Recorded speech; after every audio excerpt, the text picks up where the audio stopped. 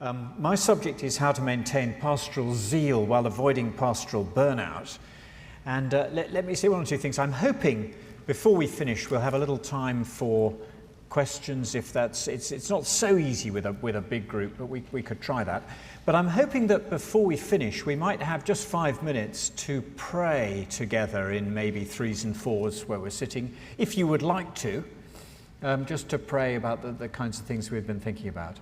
Let me also say that if you get bored or you just, would rather go and have a coffee or something, just slip out. That's fine. I'm okay. I'm secure. It's okay. But just don't let Alistair see you.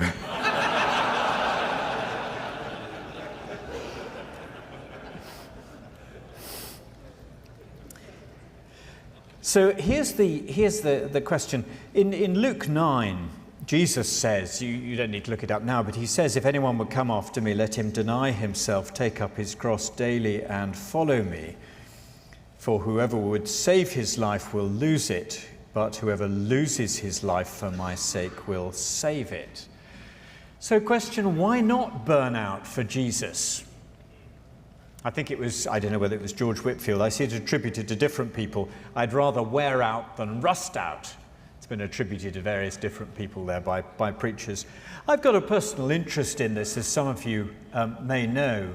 I was a pastor in my late 30s and 40s. I taught math in schools before that, and then I've been a trainer of pastors in my 50s at the Cornhill training course. And 20 months ago, in September 2012, I came back. I'd been in Australia. It was a very busy visit. I'd been doing a bit too much speaking probably, but I came back to a sabbatical. I'd really been looking forward to it. I'd been in my job for 9 years. I was looking forward to 3 months sabbatical, and paradoxically, days after I got back to London, I crashed. Just the adrenaline stopped, my mood dropped, my energy levels dropped.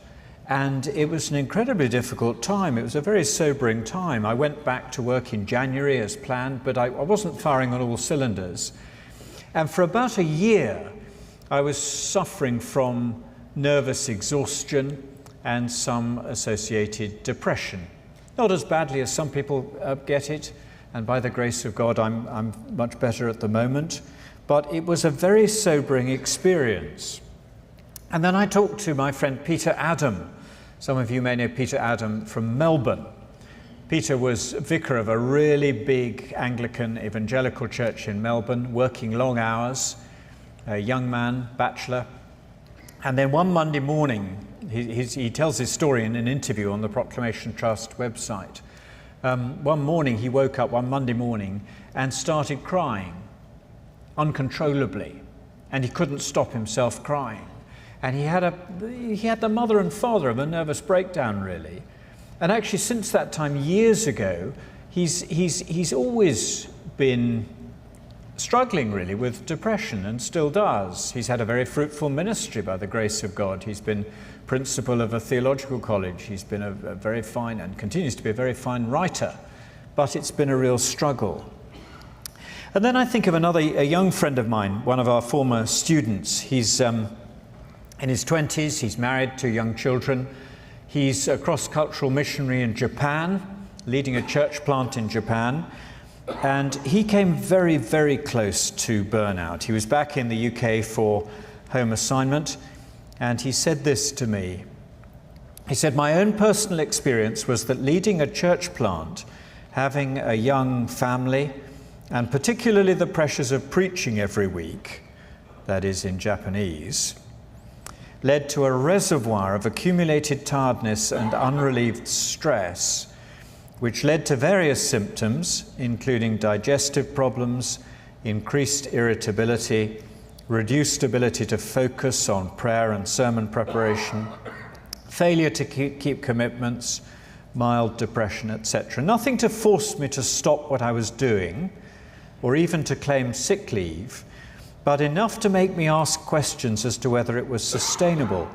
And later on, having a debrief with a medical with professional experience in this area, there was a clear case to make that I was well on the road to likely irreversible emotional and physical breakdown.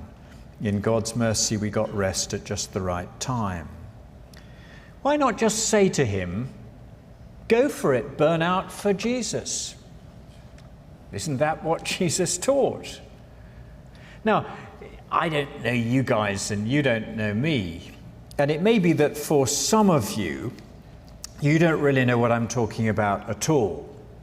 Maybe some of you, you know about zeal, you know about joy in ministry, you know about energy, you know about loving the work, you know about working all hours, you know about ministry ambition. And when someone talks to you about breakdown, you say to yourself, and burnout, you say to yourself, that's just the kind of thing that middle-aged pastors talk about when they've lost their first love for Jesus. It may be that some of you are just privately thinking that. Others, I suspect, know exactly what I'm talking about in your own experience or the experience of those near to you. Now, I'm going to say a number of things, and I hope they may give us food for thought. At one level, I guess it's obvious that there's a difference between sacrificial living for Jesus and burnout.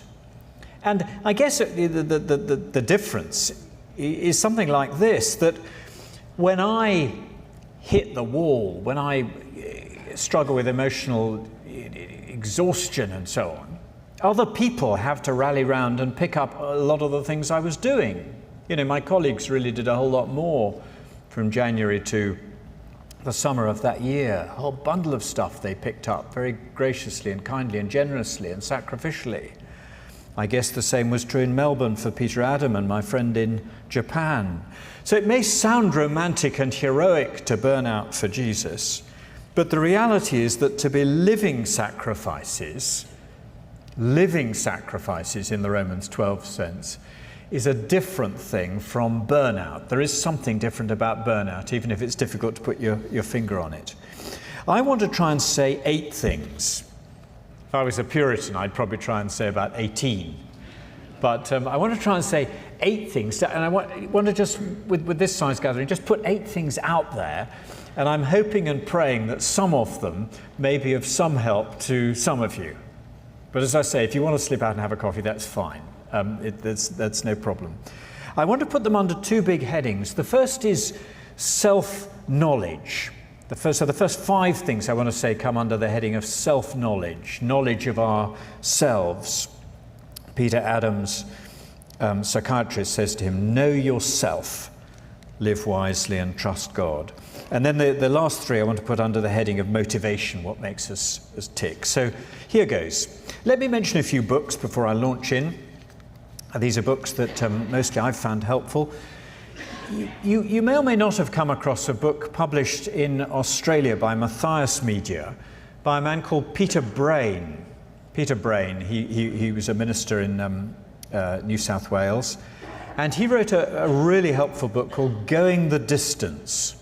Going the Distance, How to Stay Fit for a Lifetime of Ministry. It's a really sensible book by an experienced pastor, and I warmly recommend that to you. I loved reading a little book by an English pastor called John Hindley, who wrote a book called Serving Without Sinking. It's a good title, isn't it? Serving Without Sinking, How to Serve Christ and Keep Your Joy. I haven't read Paul Tripp's book, Dangerous Calling, but my friend in Japan says that was really helpful for him. Vaughan Roberts' little book on friendship, super little book, really, really helpful. I guess a number of you will know Kent and Barbara Hughes' book, Liberating Ministry from the Success Syndrome. My senior pastor, Mark Ashton, gave that to me. I guess he thought I needed it, and I think he was probably right. It's a really helpful book. And there's an older book by somebody called Marjorie Foyle, F-O-Y-L-E, called Honourably Wounded. Honourably Wounded, Stress Among Christian Workers. She wrote it really with over cross-cultural mission in mind, but it has a wider relevance. So there we go. Okay, so self-knowledge. Here are the 5 things I want to say. First of all, dust. It seems to me fundamental that you and I are really clear in our minds that God has made us out of dust, Genesis 2:7, and that in the terms of Psalm 90, God returns human beings to dust and says, "Return, O children of man," or children of Adam. That is to say, God is God and we are dust. Dust is disintegrated matter, isn't it? Dust is the opposite of the human ability to think and walk and run and laugh and love and speak and so on. But we're made from disintegrated matter. We're dust and God is not. And our bodies are dead because of sin. In other words, our bodies are decaying, heading for dust. And at any day, any time, God can say to any one of us, no matter how fit and healthy and strong we are, return to dust. At any day. You could say that to me today, you could say that to you today, return to dust. And the moment he says that, we do. And the trouble with health is that you and I begin to believe that we're something other than dust. We live in an age of extraordinary prosperity. I don't know what the stats are in the United States, but in Britain, male life expectancy has gone up by 2 years every decade for the last half century. Every decade, life expectancy for men has gone up another 2 years. Extraordinary. British men are 4 inches taller than they were a century ago. And I'm guessing you probably got something similar here, though I guess you probably started better than us. But the trouble is that the healthier and stronger we are, the more we begin to believe that we're something other than dust. But it's a really healthy thing to remember that. I guess I've had it brought home to me recently. My dad, I think I may have mentioned him, he's 95. He landed with the first wave of troops on D-Day, first wave of Allied, the first ones to hit the beach. Was decorated for bravery afterwards. He's been a strong man, but he's not strong now. He's 95. He's had a series of falls. He's very weak. He's getting confused. It's very distressing and grievous to see that. And one day he will return to dust. But it's just good to remember that that's each of us. That's not just my dad. That's each of us who are dust. And it's an extraordinary thing my son, who's in ministry, was saying to me. It's strange that you and I, those good days when you feel strong and healthy and things are going well and you've had a strong cup of coffee and a donut and you're just feeling you could conquer the world. It's strange that, something like one sleepless night can reduce you or me to a sort of gibbering wreck. And my son calls it, he says it's a sort of pinprick grace. It's God's reminder that I'm dust, reduces me from omnipotence to frailty, just like that.